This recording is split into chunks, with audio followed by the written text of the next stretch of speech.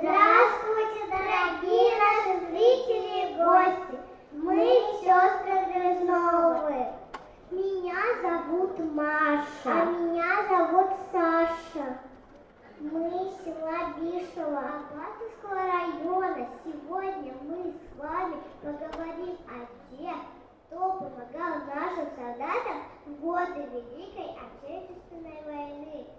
Саша, ты знаешь, кто помогал нашим солдатам на фронте? Конечно, знаю. Врачи лечили раненых, повара варили кашу, а еще были те, кто в тылу для солдат вязал теплые вещи. Да, когда холодно, всегда нужны теплые носки, варежки и шарфы. А вязали их наши бабушки и прабабушки, и даже маленькие девочки и мальчики помогали взрослым. Они вязали вечерами, при тусклом свете лучины, молясь, чтобы солдаты пришли